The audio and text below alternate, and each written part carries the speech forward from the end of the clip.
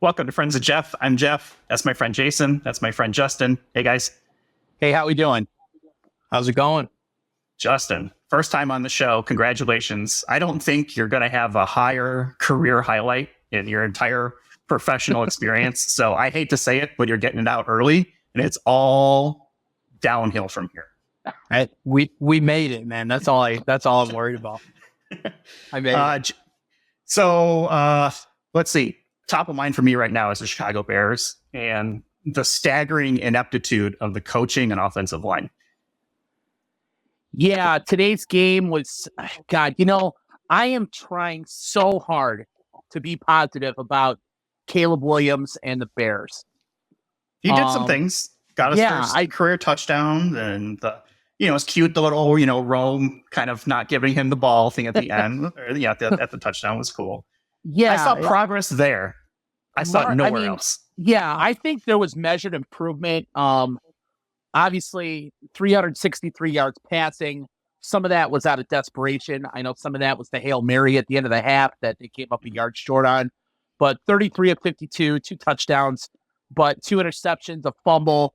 One of the interceptions was a really bad throw on his part. The other one, really nice play by the Colts defense. The fumble, they asked tight end Cole Kmet to block a pass rusher, which usually isn't going to end well for them. And still an 80.8 passer rating, which as of right now is good for 25th in the league for this week. So not on the bright side, he doubled his passer rating. So come on. Let's throw some applause. Hold on. I got it here. There we go. So some applause for Caleb Williams at his first touchdowns and doubling his rating. Congratulations to that. But everything else sucked. The defense is the only thing keeping this team anywhere in any of these games. And that's it. Offensive line can't block. They can't run the ball. I don't know why they're not using Rashawn Johnson when the guy seems to fall forward for like 3-4 yards at least every play. They don't do enough like play action, rollout. They're not bad play calling, bad coaching. It would not surprise me. It would surprise me if they went out and fired Eberflus this week, because this season is gone as far as I'm concerned. Well, okay. But they don't do it in the middle of the season. That's just not them. No, they never have in their history. They've never fired a coach mid-season in their history. Let's talk offensive line for a second, okay? Obviously, huge difference in this game. I got some numbers for you. Colts were able to sack Williams 4 times. The Bears only had 1 sack today. The Colts ran for 150 yards. The Bears ran for 68. Yards per rush, 4.5 for the Colts, 2.3 for the Bears. And the Bears, you wanted more Rashawn Johnson. So did I. They kept feeding Khalil Herbert down at the goal line. They took 4 shots at it. That option play on 4th and goal, my God, what the hell was that? That was absolutely terrible play call. I think I put on social media, I would have fired Shane Waldron at halftime for that one. That was absolutely awful. I mean, the Bears controlled the game for the most part. I mean, they won the time of possession battle. They total yards 395 to 306, 26 first downs versus 15 for the Colts. Anthony Richardson is total garbage, in my opinion. Oh, he is bad. He is awful. I mean, terrible. They could have gift wrapped this game for the Bears. The Bears just didn't take it, unfortunately. I mean, Johnson, I don't know what you thought, but that's my thing. I hate to go here with it, but all I could think about is the fact that the Steelers and Justin Fields are 3-0. That's all I could think about, man. And today, it was nice to watch Caleb connect on a couple of deep balls, and it looks like him and Odunze kind of got a little thing on. I know, Jeff, you mentioned they're kind of joking around after the touchdown. That was cool and all, but at the same time, I'm not seeing anything out of him that I never saw Justin Fields do. And I can't help but think about that during the game. I can't help it because, in the draft, everyone's hearing it. Oh, the best prospect since Andrew Luck. Oh, the next best thing, next Patrick Mahomes. Man, he was a college kid. There's no way to know. I was just a college kid. Like, you just don't know. So that's what was consuming my mind during the game. He has a lot of talent, and the Bears are where quarterbacks go to die. Yeah. I mean, they've done this to Justin Fields. They did it to Mitch Trubisky. They've had decent talent in there, but they've never had a strong offensive line. I mean, it's just bad. At the bright side, what was it? Most yards passing by a Bears quarterback in like 8 years or something like that. So, I hate to dump it all on Caleb Williams because I did see progress today, but the game still looks very uncomfortable for him. Like he's overthrowing wide open guys downfield.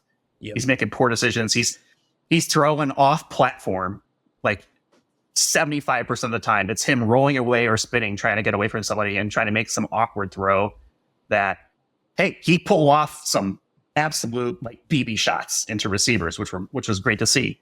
Shouldn't have to do that every single play. And it's just disappointing because here we are. We're 0-3 or 1-2. Bottom of the division. We should be 0-3 because we should not have won that game the first one. And this is what I think this is what the season is all be about. It's going to be our defense is good. They're going to get ground down, and it's going to come down to fourth quarter games. I mean, next week is it next week? Carolina? Is that who they play? I hope so. I think so. And Carolina went out and blew out Las Vegas. True. They did play well today. Andy Dalton. I mean, this was a game that everyone's like, oh yeah, the Bears should totally win that game.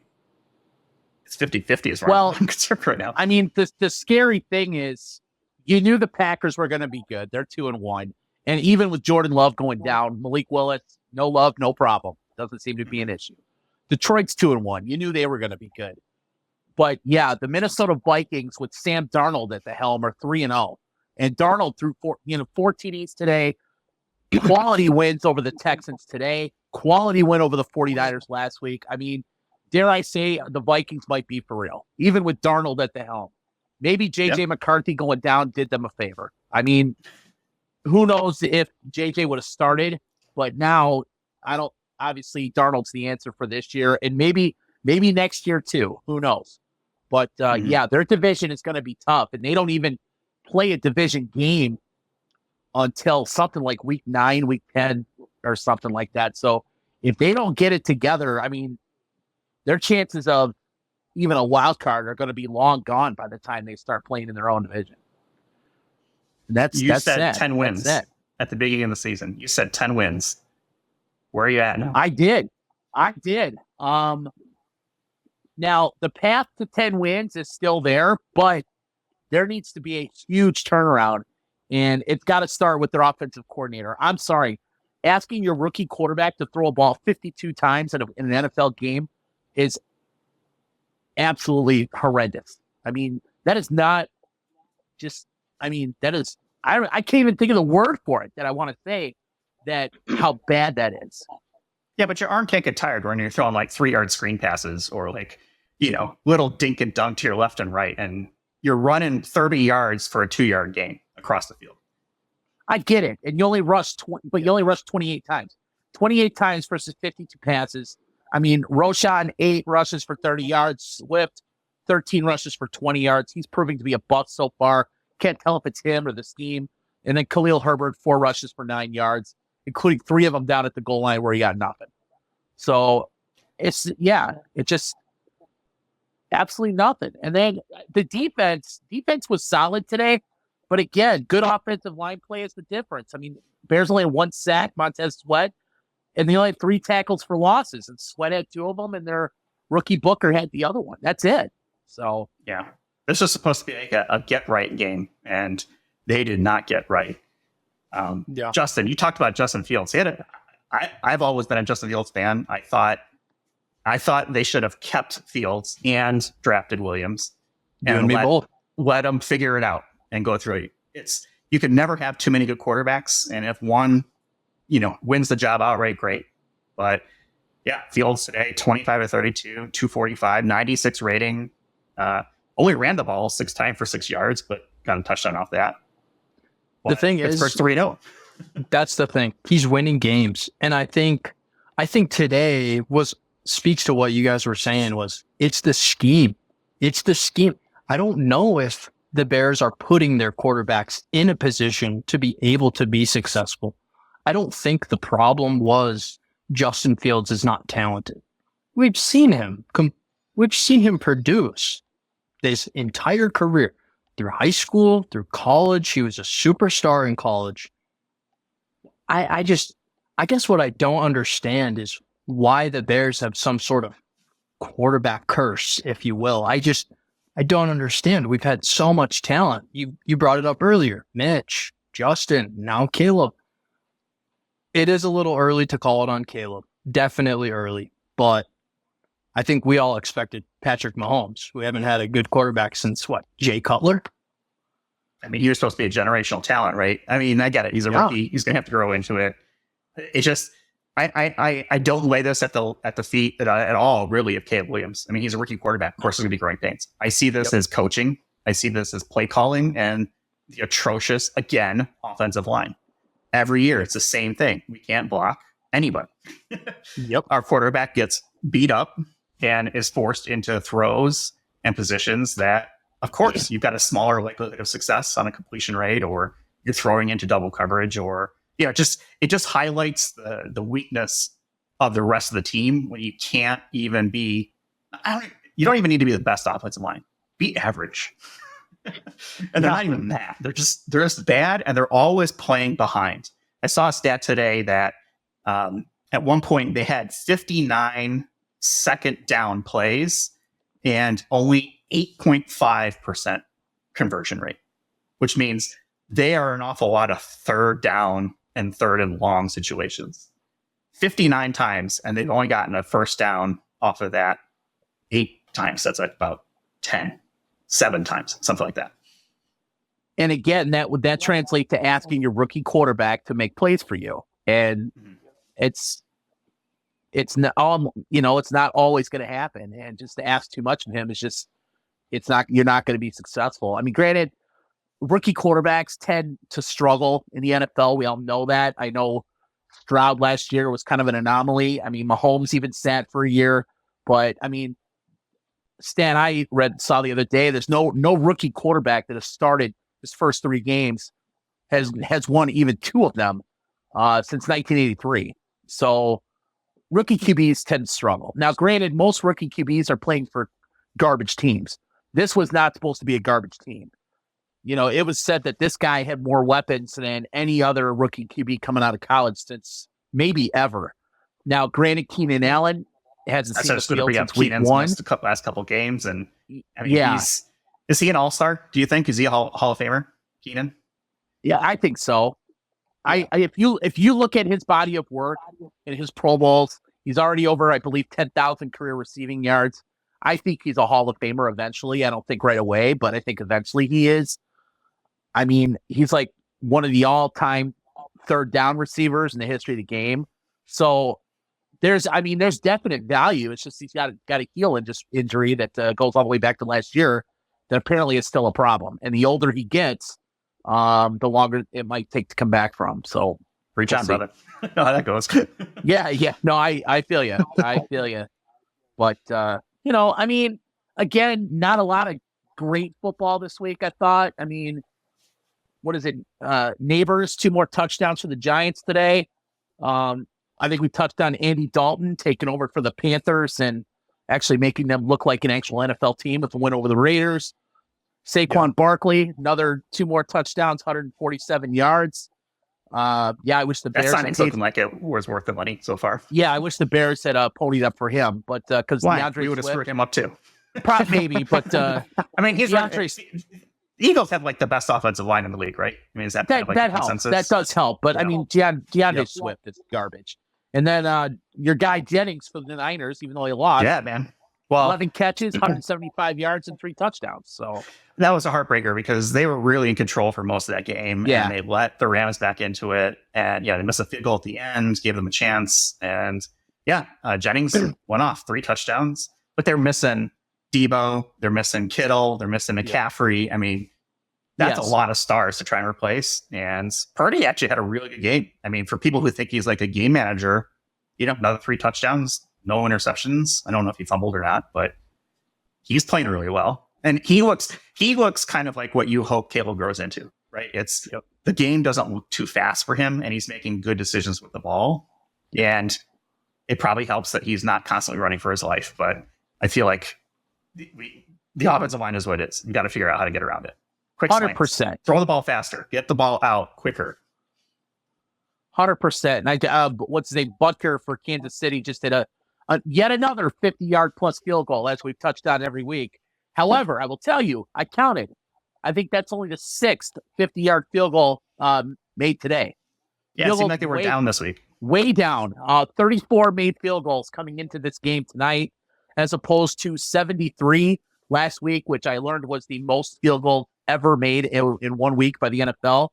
And week 1 was the 3rd most field goals ever made in a game week. So, yeah, field goals way down. The Dallas kicker, his name escapes me, hit a 65-yarder today and actually made it by probably about 3 or 4 yards. Yeah. So I'm telling you, big leg. we may see a 70-yarder before the year's out. We'll see. Yeah.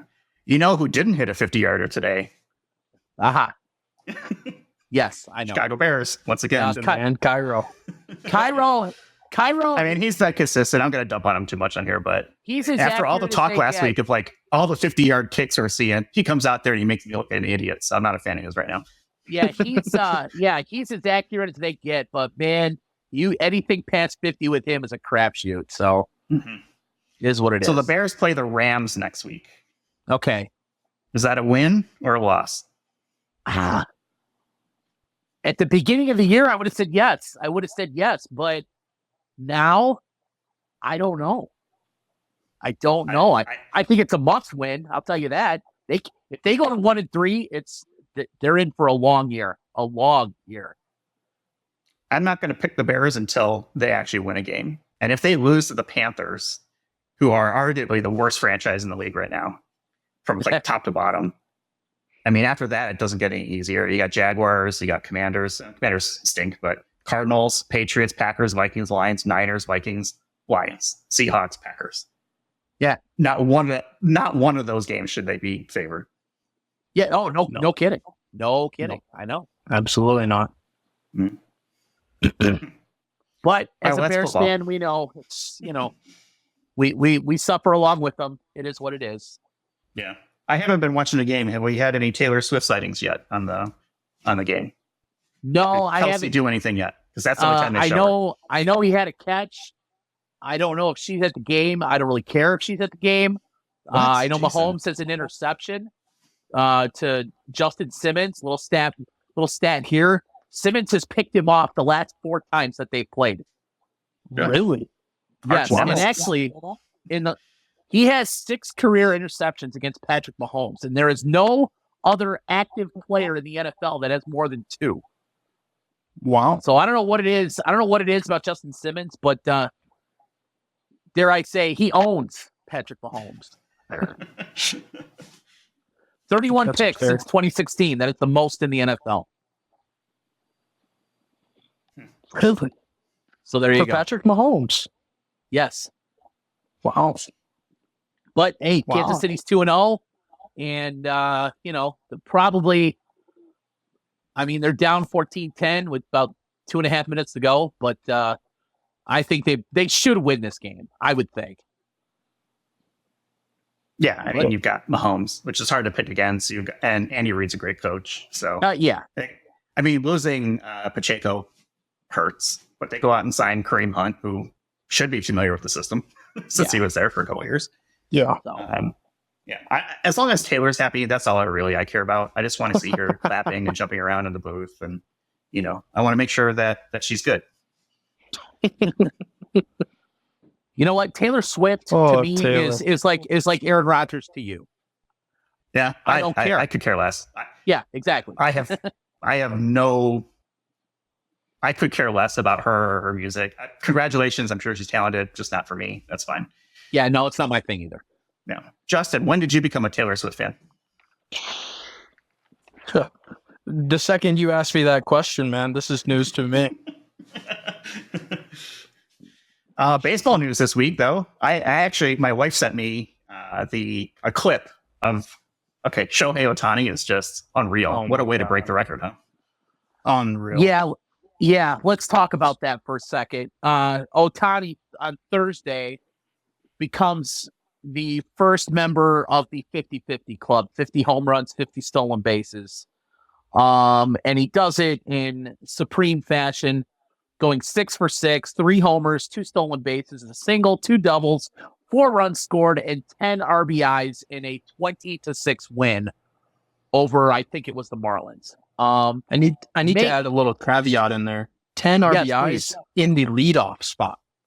Yes. Hitting leadoff.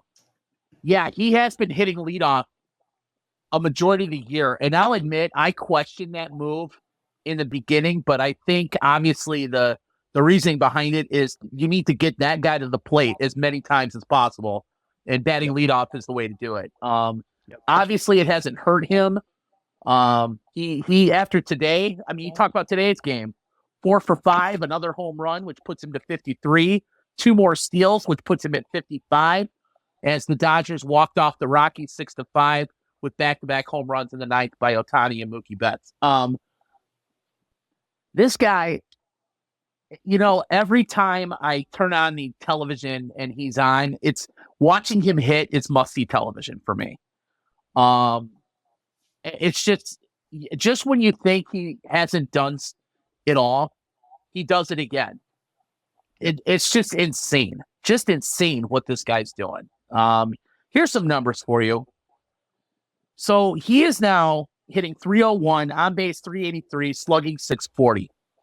In addition to, like I said, the 53 home runs, the guy has stolen 31 bases in a row without being caught. So not only has he stolen 55 bases on the year, I believe he's only been caught 4 times, which is, I think, the 3rd best stolen base efficiency in the history of baseball. And the last thing I got for you guys, let's compare Shohei to Babe Ruth, who arguably is the greatest player to ever live, even to this day. I saw this, and I thought I'd share it with you. In their first, and this is an arbitrary number, in his first career, 674 games for both of them, Babe Ruth and Ohtani. Babe Ruth, 159 home runs, Ohtani, 160. Babe Ruth, 455 innings pitched, Ohtani, 455 innings pitched. And pitching record on the mound, Babe Ruth is 35-18. Ohtani is 35-19. Now, wow. Obviously, Ohtani hasn't pitched the past couple of years due to some shoulder issues, but he is throwing in the pen. There is an outside chance that he could pitch in the playoffs, which, I mean, the guy's got, I think I talked about this last week, 100-mile-an-hour fastball, major league slider. Just an unbelievable talent. I know we'll never, not in my lifetime, we'll never see another player like this again, ever. No. And I just want to speak to that too. So you talked about, every now and then we say like, oh man, he's so good. He's the best. And then he just proves us wrong, gets better. I think there is so much to be said for a guy who coming into the league, a little bit of arm problems at the beginning of his career, but then he's still kind of going through that.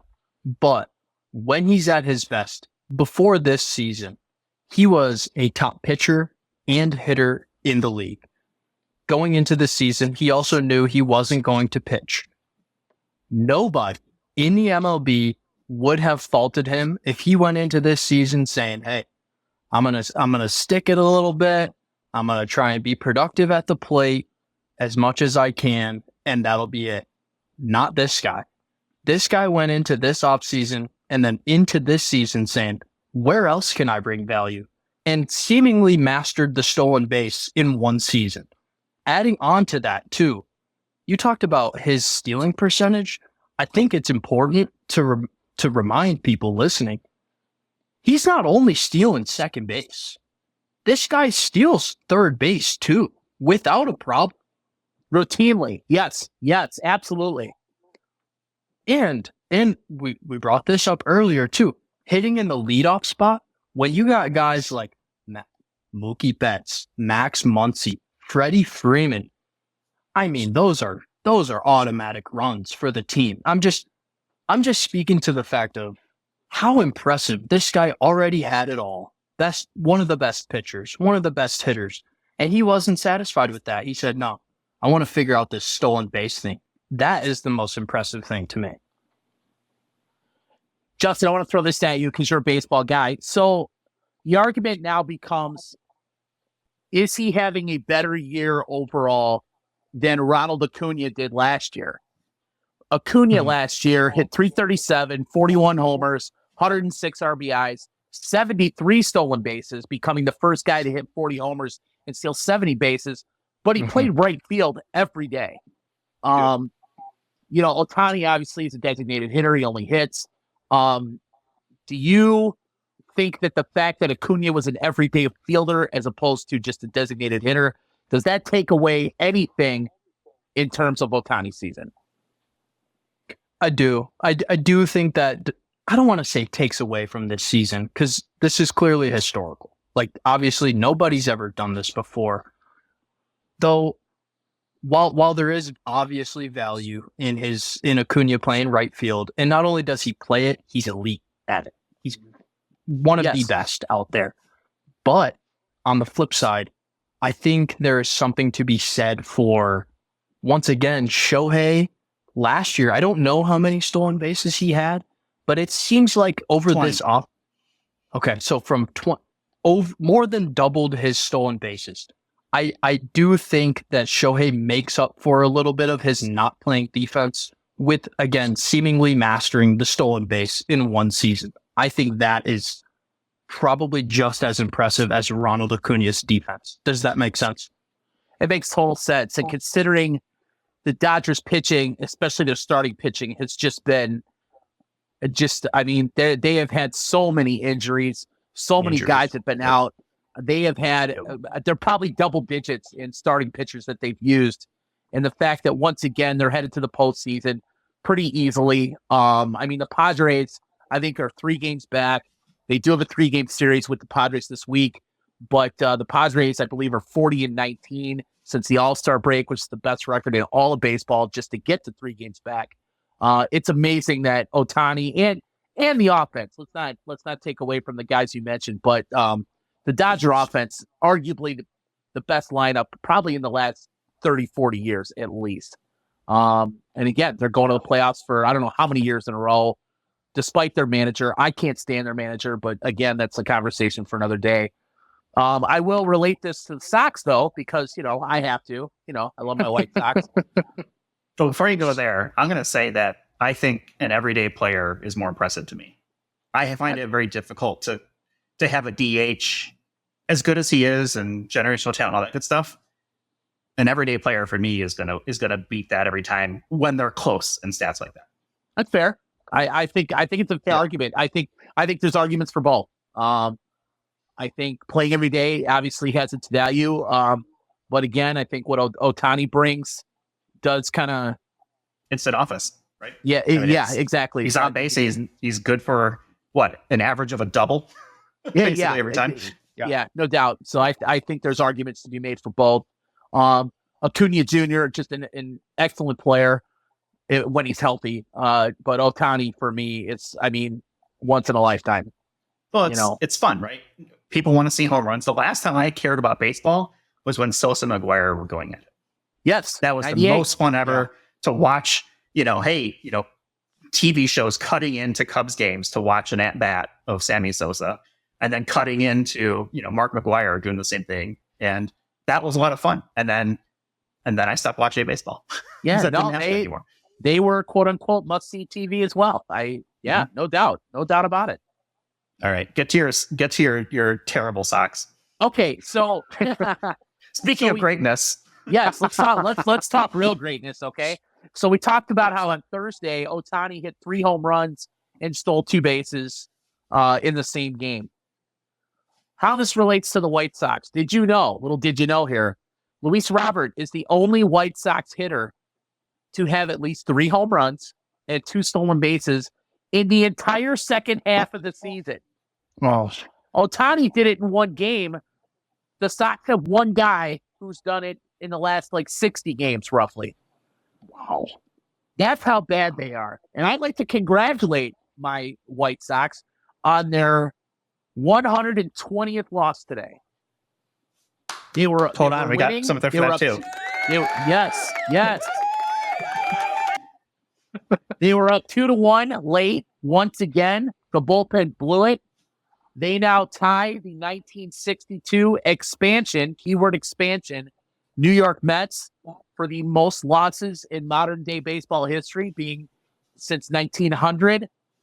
Luckily, the Cleveland Spiders of 1899 lost 134 games. They went 20 and 134 that year. So the Sox can't get there, although I'm sure they would try. There are only 6 games left, but unless they go undefeated in the last 6, which they won't, they will own the worst record in modern baseball history. So congratulations to Jerry Reinsdorf, Chris Getz, Luis Robert, and everybody else associated with that pitiful organization. Way to go. It's bad. I'm just thankful that the White Sox are giving my man Gus Varland an opportunity to pitch in the big leagues. Yes. Yeah. Let's say, Justin, talk about your connection to Gus, because yes, he has been a bright spot in their bullpen ever since they got him. Yeah. Talk about how you know him. Yeah. So I played baseball at Concordia St. Paul up in Minnesota.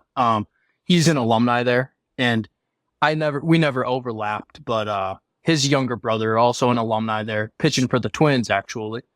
But so yeah, I've seen him at school events and that kind of stuff. And his journey is actually interesting. The reason I brought it up is because we're talking about the Dodgers. That was the team that he was with. Super deep, very talented. Let's be real.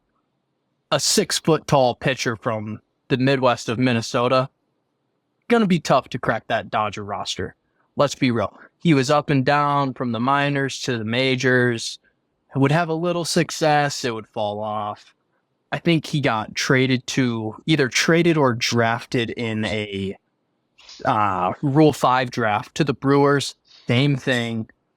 Actually had an injury, got hit in the head with a comebacker. So it was just super up and down. Ended up Rule 5 draft. It's Jay, you might be way better to explain that. I would have to do some research on that. I know it's different. It's Rule 5 is kind of a, certain guys are protected in the minors, and they have like a draft every single year that you can kind of pick guys off the other teams. I will research that and have some details for you next week. Okay. Yeah. I'll Google it while we're talking too. But so anyways, struggled with long story short, up and down, struggled his whole career, and has finally found a home with a team that doesn't care if they win or lose and gets to pitch very often. So I am thankful for that. Jay, thank you for your White Sox. Well, maybe he'll get called back up to the majors and move on to a different team. Well, I'll tell you what, he's been really good for, what you could call really good for the White Sox. He's definitely been a standout for them. So I'm hoping that he'll probably be on the major league roster for a majority of next year. I mean, he definitely should be. And potentially they can either keep him because he's young, or they could flip him to a contender and, get a prospect for him. I mean, the guy, he has been a bright spot ever since he showed up. I was excited when they signed him because I know there's some CSP history there and some CSP connection. And yeah, he has been fun to watch. And no, it's been good. So congratulations to Gus. It's cool when there's somebody on the field and, whatever, it's like you've got a connection to. So that's how me and Taj Gibson are now that you've shared an airplane flight together. So I totally understand it. Absolutely. So the Rule 5 draft looks like some sort of way to allow players who are not on the roster, not on the 40-man roster, where clubs can draft from other clubs and they pay a fee to pick them up. Okay, so it's that a way if they're not protected for 5 years or 4 years, depending on how old they are. It's a way for you can't just hang on to players and stockpile people if they're not on your active roster. Okay, so that would be the equivalent, I would think, if you want to compare it to football, like the practice squad, if you will. Yeah. So, okay, cool. It's and you can only draft if you don't have 40 players on your active squad. Right. Okay. Which makes sense, obviously. And it goes on reverse order. So, hey, White Sox will have a good shot at the Rule 5 draft this year. Excellent. Well, seeing is that the thing that sucks is, and there's a new rule in MLB that you cannot, I think it's, you can't have a top 10 draft pick 2 years in a row now. So unfortunately I think they had the 5th pick or the 6th pick in the draft last year. So with their 120 loss season, the Wait, best what kind they of can do shitty in the rule is draft. that? Yeah, I know. You can't have a top 10 pick twice in a row?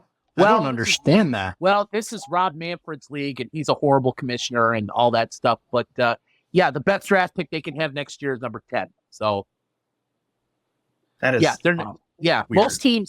most good teams, obviously the Sox don't do this, but most good teams, you talk about the Dodgers, you talk about the Orioles, you talk about teams like Tampa Bay, they draft well, they scout well. You look at, I mentioned the Orioles, you look at their team, they're filled with number 1 draft picks, top level picks that they've developed in their own system. The Sox haven't developed a draft pick in I don't even know how long, to be completely honest with you. So it's going to be a long road. I think I said last week, they're not going to be good for another 4 or 5 years. It may even be longer than that. I don't know. Who knows? Do top draft picks for MLB make an immediate impact on a team, or is there usually a learning curve in a couple of years before they kind of hit in? Well, most draft picks that come out of college get to the majors quicker. Rarely does a guy come directly out of the draft to a major league team. I mean, they obviously go to the minors, whether it's a year, it could be 3 years. We drafted Colts and Montgomery. I don't even know how long ago in the first round, and he's still running around in AAA. Once again, a failed draft pick, in my opinion. But, got a lot of guys that come out of high school take a while because you can get drafted directly out of high school in baseball. And then I think the guys in college tend to get there a little bit quicker. But yeah, never do you get immediate impact. I think there's something to be said too for hitters versus pitchers. I think pitchers tend to get to the big leagues a lot quicker than hitters do.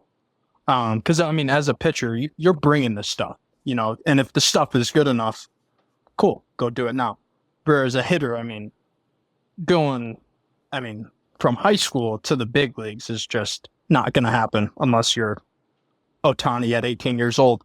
But yeah, you said it, Dad. It depends on where they're coming from. I just think position player, because you'll see every now and then. I want to say it might have been Ben Joyce, Dad, if you that name rings a bell for the Angels. Totally. But I want to say he actually pitched in the College World Series and the playoff. No, it wasn't him. Anyways, there have been pitchers that have pitched in college and the big leagues in the same season. It just depends. I think Joyce did, and if he didn't, he was there the very next year. I know back when the Royals won the World Series, and I want to say it was like 2015 or 2016, they drafted a guy, I forget where he went to school, but it was a pitcher, Cortland Finnegan. They drafted a guy out of college, and he was on their World Series roster that year. Yeah, so it does happen. As far as hitters go, the general rule of thumb is to get them anywhere from 1,000 to 1,500 at bats in the minors.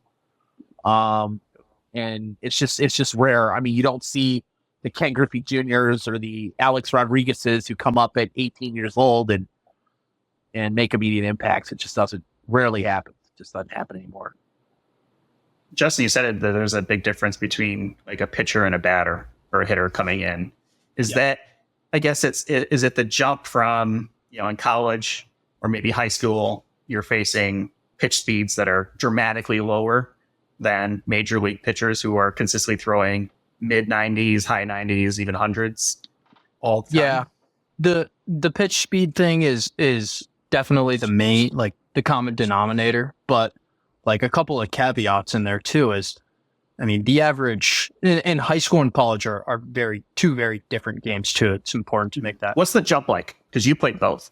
Yeah. So for me, the difference between, say, a good high school team and a good college team is, every good high school team's got 3, maybe 4 guys that are going to go play in college that are real solid, can represent themselves. Whereas a college team is, everybody was the best player at their high school. How they compare to other high schools, irrelevant. But so that was my experience in the difference between those.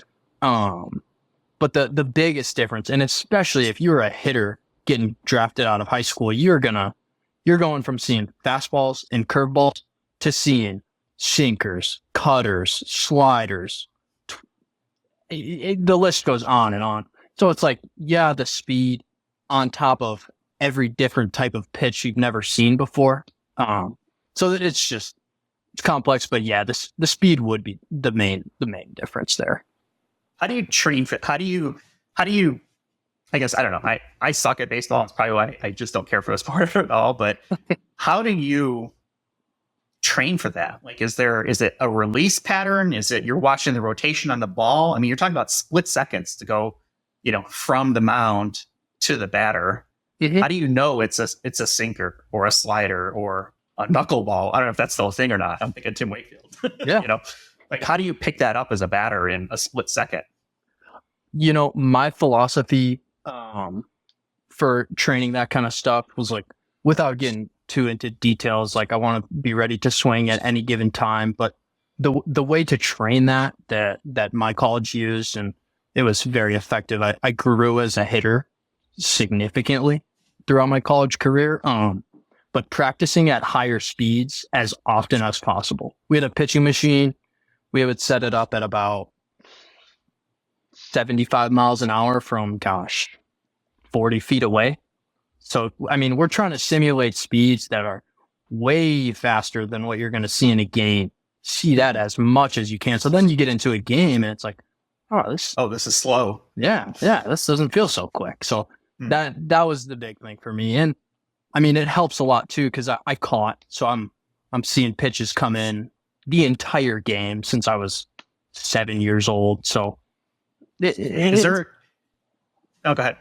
No, I was just gonna say it's a combination of a lot of things. I think too, it's like baseball is one of those sports where if you're trying to get into it, say as a freshman in high school, it's just I wish you luck. I tip my cap to you, but I think like playing growing up and having my hand-eye coordination kind of molded by that skill helped a ton too. So you caught, and what was the hardest pitch to catch? Is there one who's like, oh man, I hate when this guy throws a slider, or Absolutely. Like, are there things like that where it's like, okay, because you've got to not only catch it right, there's a little bit of gamemanship, right, where you try to mark it in the zone, even if it might not be. Absolutely. But a splitter was my least favorite pitch to catch. Not close. Why? For the non-baseball people, Like me? yes. A splitter is it's like a version of a changeup, but it actually, bringing up what you mentioned earlier, is it's got a little bit of a knuckle effect to it. So it drops like a changeup, but then sometimes it'll just pause its drop, and then sometimes it'll just kind of dance on the way down. I just always struggled with it. Didn't luckily see it too often, but bar none, splitter was my least favorite pitch to catch. Justin, talk about, I think what helped you, because obviously I watched you catch and hit and play and, what felt like hundreds of games over the years. Talk about being able to catch very high velocity at a young age. And as I recall, you started catching guys throwing 90 miles an hour, I think as young as 14 years old, before you even hit, sophomore year of high school. So talk about that. Yeah. I mean, I was really lucky. So the high school that I went to, Lucky? That sounds like a nightmare. Yeah, I guess it depends on your perspective.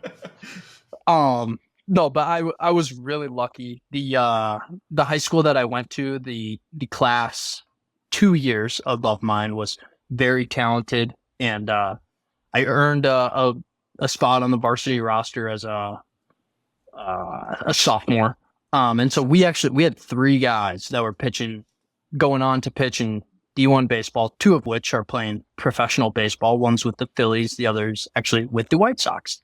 But yeah, I mean, at 15 years old, I was catching, one guy was going to Mississippi State, topped out around 96, 97. Another guy, Mizzou, was like 92, 93, 94. Another guy, Western Illinois, throwing low 90s. So that did help me a ton. Was I great at it? No. I'll be honest, no. not my best at all, but it morphed me into a great catcher for sure. That's a good point, Deb. Doesn't it Yeah. hurt to catch up a ball that fast? Yeah. Doesn't feel good. I think my my left thumb will forever have far less range of motion.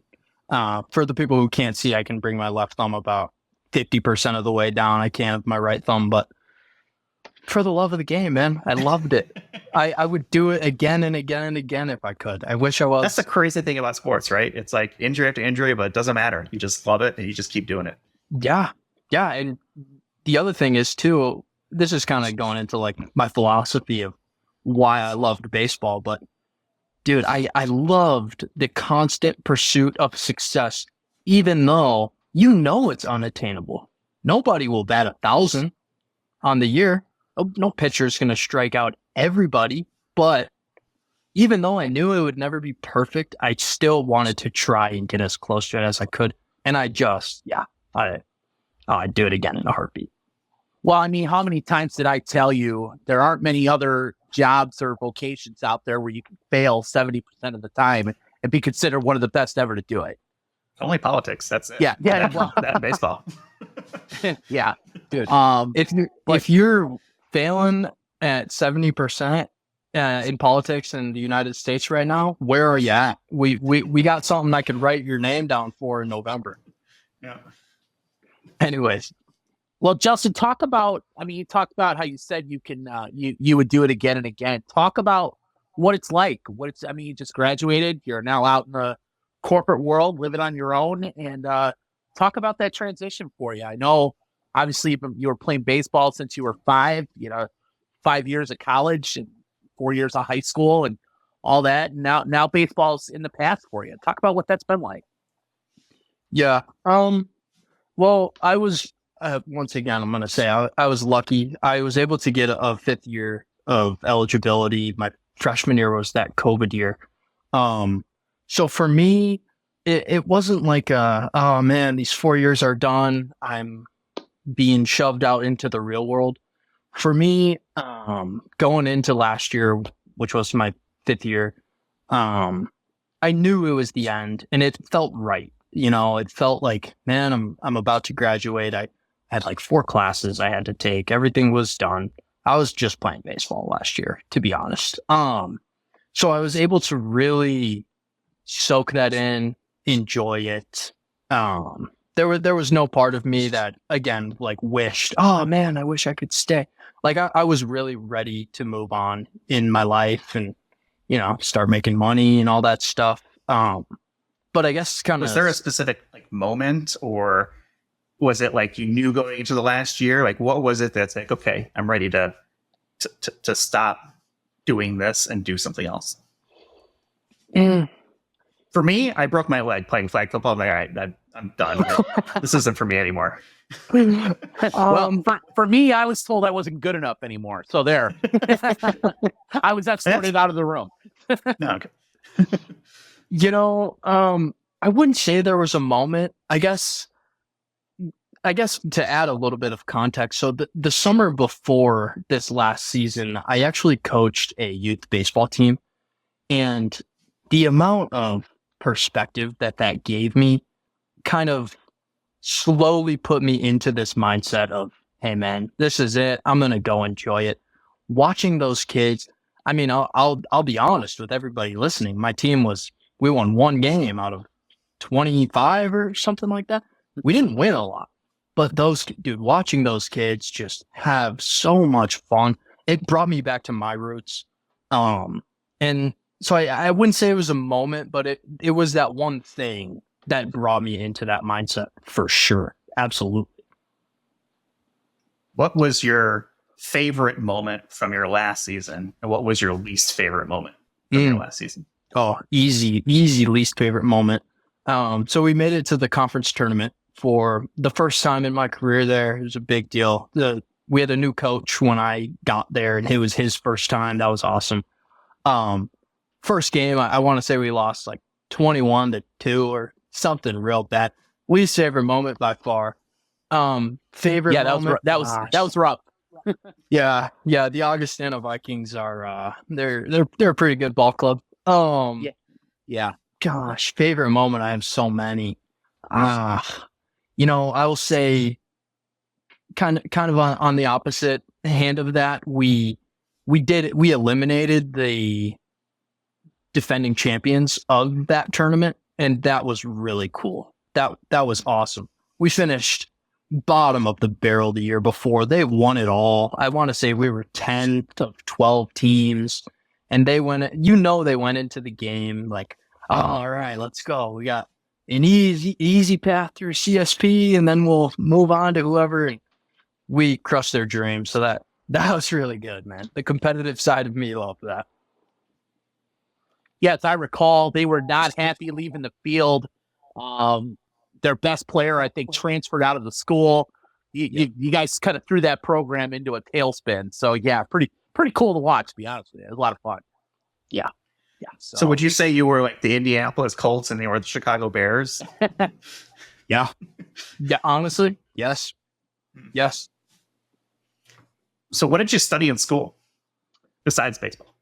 I was going to say that. So I actually studied a whole lot of things until I finally ended up settling on exercise science, which is funny because I'm doing nothing around exercise science right now. So, I jumped all over. I went into college as a computer science major. I quickly realized that everybody else who was a computer science major, computer science was their baseball. And I just didn't have the time or interest, really. I just saw it as an avenue to make a whole lot of money, which I believe, Jeff, you're kind of a computer science guy, right? I am. And it just hit me that, yeah, it would be my baseball. I have always been a freaking nerd and a dork and a tech head. And it has absolutely been my baseball ever since I can remember. Yeah. And yeah, I mean, I didn't connect that dot until literally you just said that. Yeah. Well, and like, I'm going to these classes. It was CSI, Computer Science 101. We're learning the basics of Python. And I'm like, oh, this is cool. Like, I'll do the assignments. And kids in my class sucks.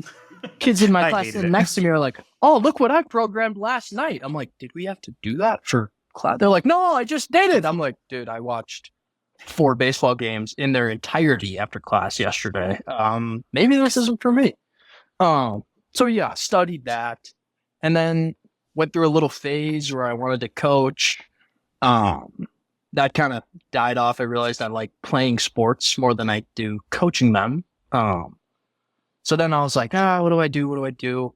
Then I picked up a business management minor. So that kind of saved me and helped me get my foot deeper into the door that I walked through after graduation. And you parlayed that into the staffing consultant of the week. I remember seeing that go through on LinkedIn, and it came up because Jason popped it up on my feed for whatever reason. So I was like, I've never seen Jason pop at all on my LinkedIn feed. I'm on there all the time just because my work takes me there. And I was like, oh, that's super cool. So now you're doing, are you still doing, I guess, what is it you're doing now? Staffing consultant? What does that mean? Yeah. So staffing consultant, some people know it as a recruiter. It's not, funny enough, I'm actually in the tech space. So those people that I learned are computer science is their baseball. I'm now tasked with finding them jobs. So the way that I kind of explain it in simple terms, companies like Comcast come to my company and say, hey, we need a software engineer that knows Jira, Spark, and has done CI/CD pipelines before. It's my job to go find those people, which basically means I live on LinkedIn all day. So I actually used to do recruiting a long time ago. It was one of the first jobs I had after getting out of the restaurant business. I loved it. I love it too. Yeah. It was so much fun. I would have enjoyed it a lot more, I think, working for one company rather than being like a third party. Yeah. Because there was a lot of times, and this would have been, 20 years ago, whatever, where you were kind of like a necessary evil. And a lot of the HR partners that I had, like at companies, were kind of like, I don't really want to use you, but okay, And I had this guy, and he was I don't know, it was a job in Atlanta or something, and he flew in, and this guy was going to make like $120,000 a year, and I had recruited him, and he had a great interview, and I'm set to make 30% of that as like a first year commission, right? It was I don't know if that's still how it works or not, but it was like 30% of the first year was like paid as commission, and then some part of that went to whatever your company, but you got the majority of it.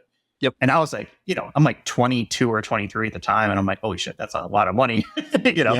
Yeah. Things are going well. I got this guy, he likes it, whatever. He's like, all right, I think he had a great interview. They wanted to hire him. We're good to go. And then he gets a counter offer from his current company. Oh, yeah. And they keep him, and that money went out the window. Oh, and I was like, nope, I cannot handle that anymore. I learned very quickly. Do not count your commission until it's in your bank account. Yeah. Yeah. Especially when the product that you're dealing with is people. Mm-hmm.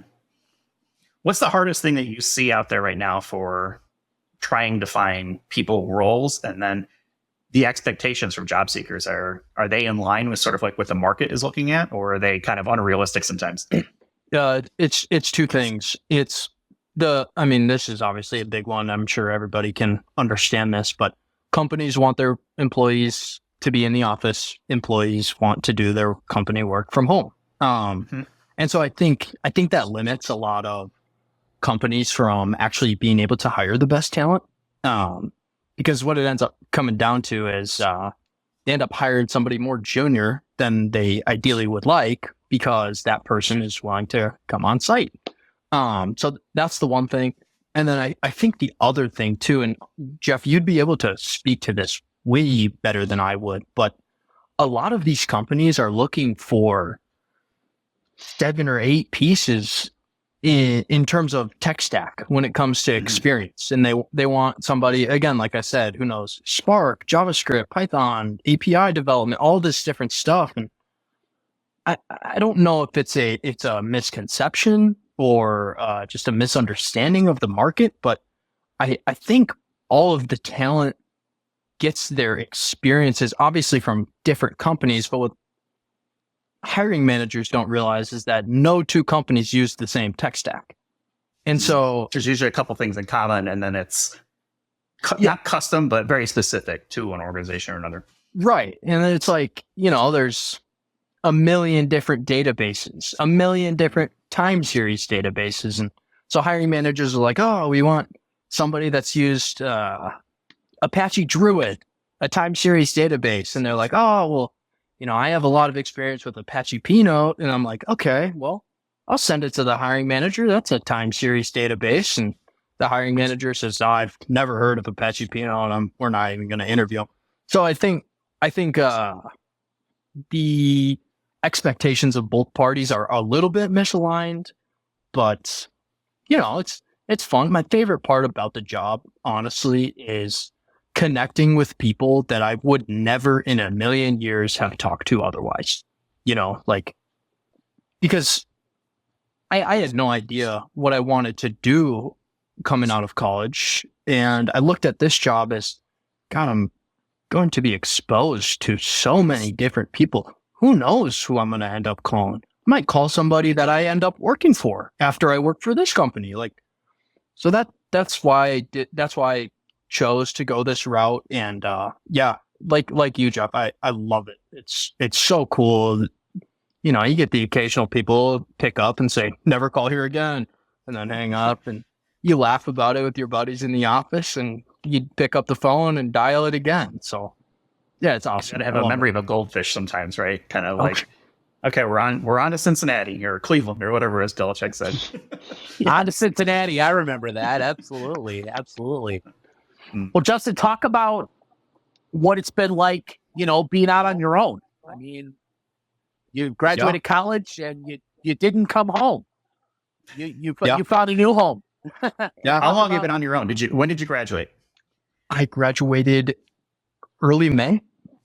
Okay. So it's been about 6 months-ish, almost 5 months, somewhere in that area. Yeah. If I recall, you graduated, hung out up there for a couple of days, came here for about 6 days, went back to Minnesota, and then you've been pretty much gone ever since. You're like, deuces, see ya. I'm headed out west. Yeah. That transition has been up and down, like any major transition for anybody. But, the main thing that really kind of slapped me in the face was life is expensive, man. It costs a lot of money to live here. And I'm not just talking about Colorado. I'm talking about on this planet, man. Everything costs money. So that was definitely a big adjustment for me, as opposed to just getting my financial aid check in the mail and saying, all right, well, hey boys, dinner's on me. Now I gotta keep track of that stuff.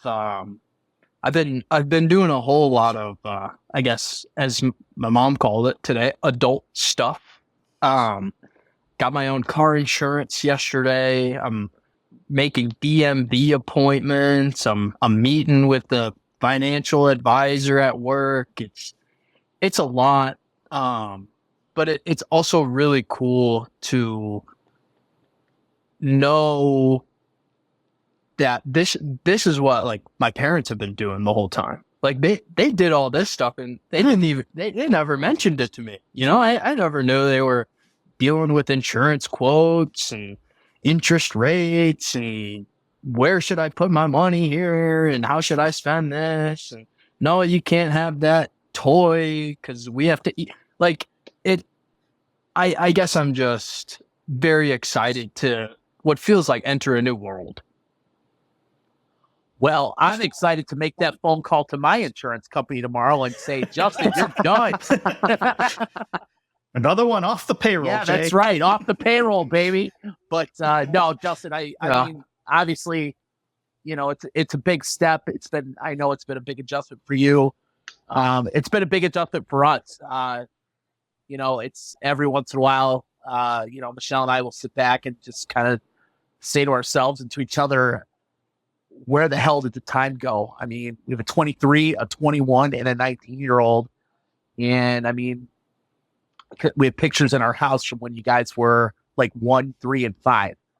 And, I look at that stuff and the time went by so fast, but we did so much and had so much fun that, I look back at almost all of it positively. But well, you're in your 20s now, right, Justin? Yeah, 23. I mean, Jay, those were the times of our lives, right? I mean, we were roommates, and you've got it way more together than I think I did, for sure, at that age. I was my God, waiting tables, and it was all 4 p.m. to like 2 a.m. shifts, and that was just the lifestyle, and we had a great time. That was it. That's what we did. Yeah, Justin, at your age, we were waiting tables or bartending and playing video games till 2, 3, 4 in the morning, doing stupid stuff, just, basically an extension of our teenage years. And yet you're out, in the corporate world, doing it. I mean, mixing it up with the bigwigs at your company. And, I know you got a big trip to Boston coming up for a conference, coming up in November, I think it is. And, I'm just excited for you. I'm excited for what you've done and what you're going to do. Cause, we're obviously very proud of you, but, huge transition, no doubt about it. So, everybody's faking it. Nobody knows what they're doing. Just remember that. That is one thing I have realized. It's funny. I was talking to my mom a couple weeks ago, and I told the sentence. I'm not going to be able to nail it, but I loved how I worded it. It was like, when you're a kid and you hear the term like, oh, they're an adult. You think, oh, they went through some like adulting course and they have some. That's right. I'm a certified adult. Yeah, sir. They have like an adult certification, and then you get here and you're like, man, everybody's just out here trying their best. Like, we're all just, and really, what is it? We're all just trying to be happy, man. Like it's hard. Like that's all we're all doing. We're trying to do our best to live happy, joyful lives, and it's freeing, but it's also very intimidating at the same time. Yeah, because there's no test you have to pass. There's no class you can take.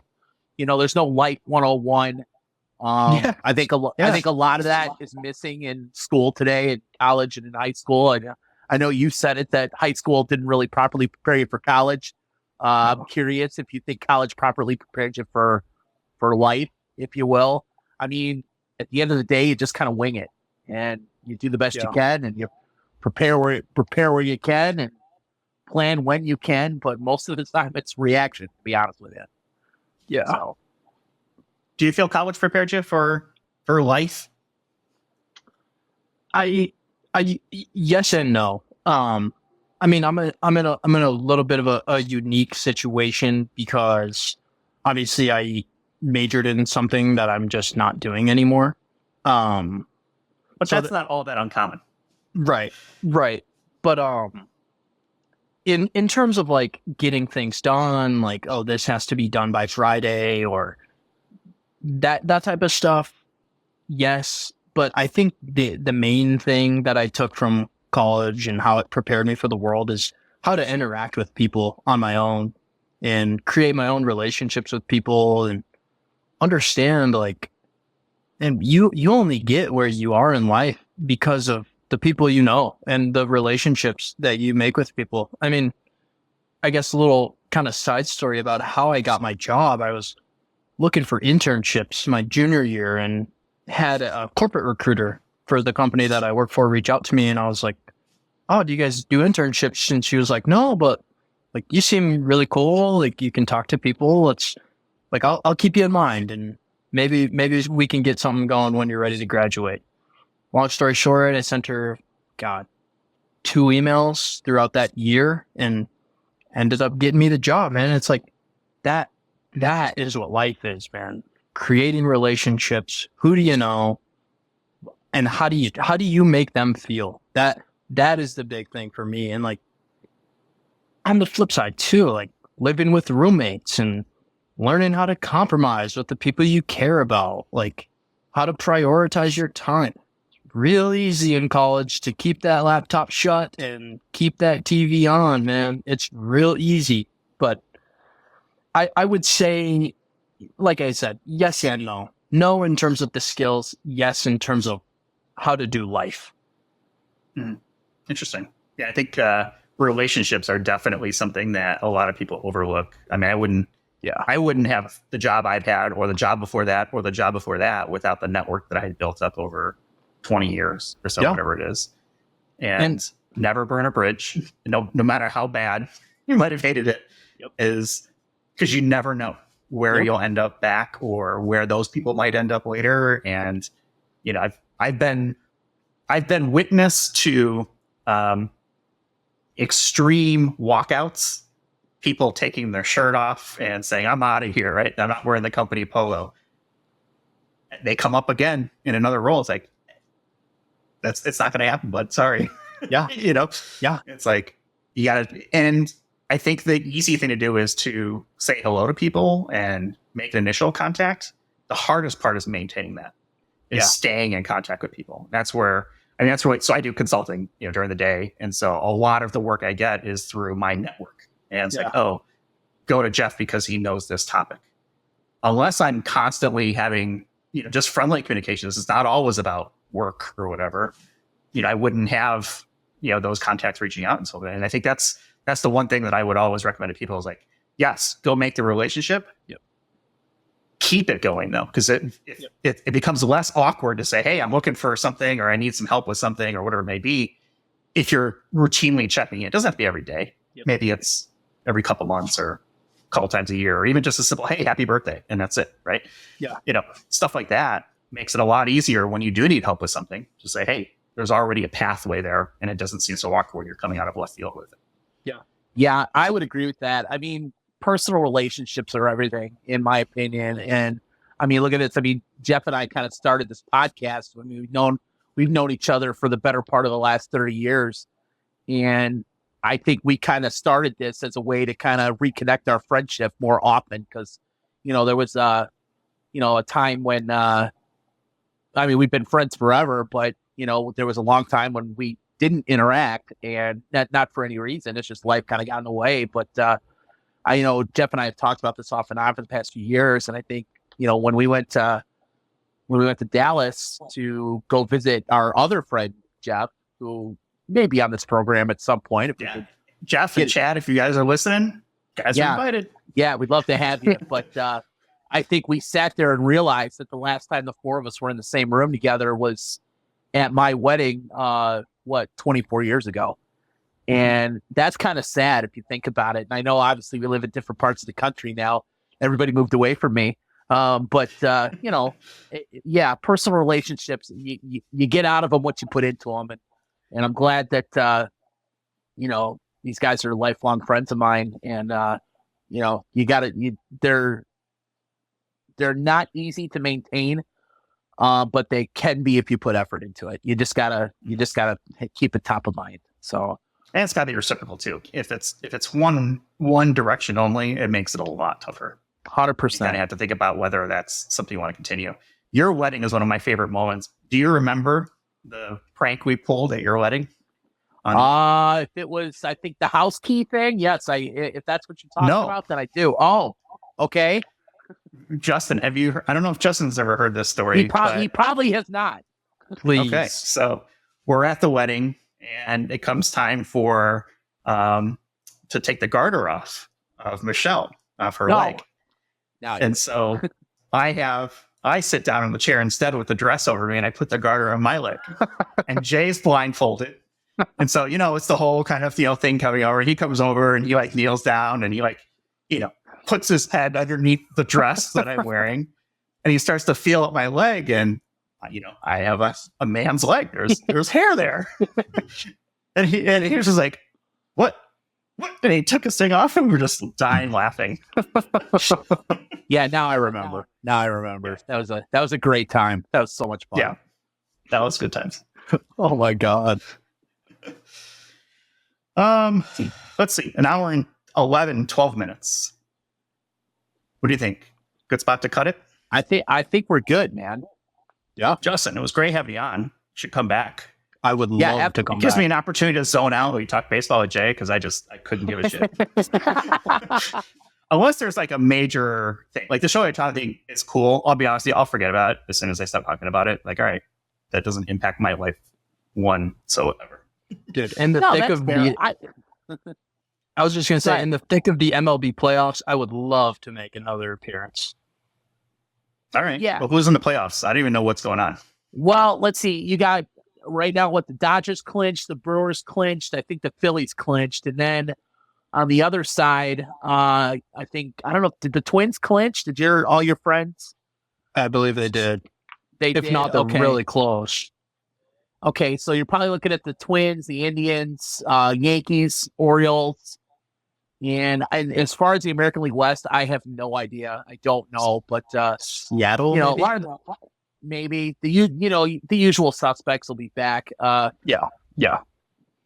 Before we cut this off, I know Justin has a ton of friends that are from the state of Minnesota, and I interact with a lot of them on Twitter.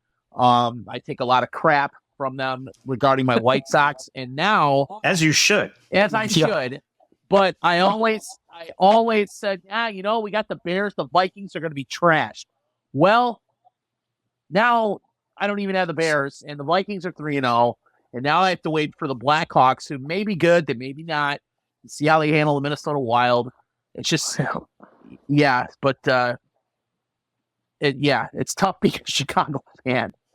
So when I go up to Minnesota to visit Jeremy, it's gonna be rough.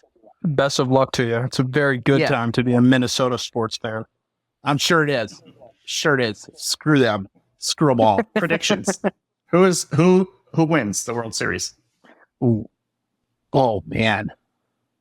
I want to say I'm going to say that was a real father son moment there. I'm going to go with the Braves. I like the Braves this year. The lineup's too good. They got good pitching. I think it's the year of the Dodgers, man. I think Ohtani and company take them the entire way. If they're pitching, yeah. So we'll do an MLB recap at some point. Please. And Justin, we'll come back on and see if your Braves win or if the Dodgers win it. Would love it. I know one thing's for sure for all those Twins fans that their Twins will flop in the playoffs like they do every year. And yes, I'm talking to you. Yeah. I'm talking to you, Matt Sherman. I'm talking to you, Cal Bromer. Shots fired. Wow. Wow. There you go. Headshots. Yes. Sorry, Sherm. Sorry, Cal. Got to throw it in there. All right. Well, they can come on and defend themselves if they want to. All right. Yeah, they would be excellent. All right. It's Sunday night for me. It's 10:30. I got to be up at 7 a.m. Being an adult sucks sometimes, but whatever. Totally. So, all right. Let's wrap it right there. I would say go Bears, but all they would do is just even disappoint in that statement. So I'm not going to say anything. Yep. We'll see what happens It's next a week. must win. That's all I'll say. It is a must win. Yeah. Well, we'll find out 1 p.m. Eastern time next Sunday how they do against the Rams. And progress, let's hope for it. Fingers crossed. I don't know. Yeah, this week on the score is going to be a good one. So here we go. See, that's what they miss about Chicago is I don't get the score anymore. So I don't get who you crapping. Oh, they don't even have. Honestly, they don't even have who you're crapping. Oh, well, then good. I'm glad I left because But, that was the only good thing worth listening to on the score. Yeah, but hey, 670thescore.com. You tune in anytime. Yeah. All right. Cool. Well, hey, I'll talk to you guys later. Justin, thanks for joining us. Thank you, Jay, I'll guys, talk to you again. next week. all right, brother. I'll talk to you soon. All right. See you guys. See ya.